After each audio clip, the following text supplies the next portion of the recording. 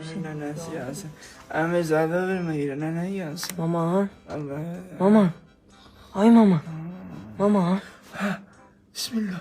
Zəhrim var, sor Bismillahirrahmanirrahim. Ürəyim keş, nə deyirsən, gel yat nənə yaz. Gecə saat 4'dür. Mama. Allah bunun Bir söz desem dinlənməzsə. Dədən dur da yaxa səhər gedəcək işə. Sən Hə, yat estatda, yat. Nənə yansın. Bir söz desem istənməzsə. Nə pot çıxardın? Müəllim demişdi ki, müqəvvəcat yadımdan çıxmışdı. Nə? Sənin nənən yansın, saat 4'dür. Mən Sən adam Allah. müqəvvətam. Dur hər hərdən. Sənin bacı qardaşın. Ev axtarıq. Aparmasam deyib 5 nömrə Allah, kəsəcəm. bunun nənəsi yansın.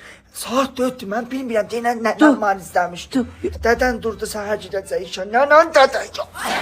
Saat 4'dür, haramdan çıxardım mən. Dur axtaraq da, mənim otağımda Yat, şahid ol. esnaf der, Allah bunu da koymaz. Allah istirahatimiz oldu bunun nənəsi. Bak gör bunda var, yetim. Axı bunda. Yetim, gel gör bu dəftər kitabları. Gel ala bunları da gel. Allah. Zırıldıyor, bulasa da ampul olur. Nənən yansın, ala bunları gördük. Gel gör bu nədir? Dədən sonografisi, bax saxlamın aparacaq gördülər.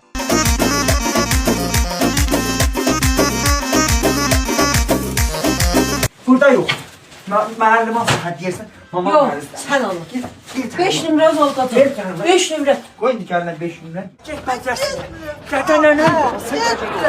Dədən onu şöyle dədən kimsə hər qılası ağladı. Ben söylemiyorum. Ben Dur gəl. Məni qışqırtma, dəri opar. söylemiyorum ben. Gel məcəsinə. Bana kifu da.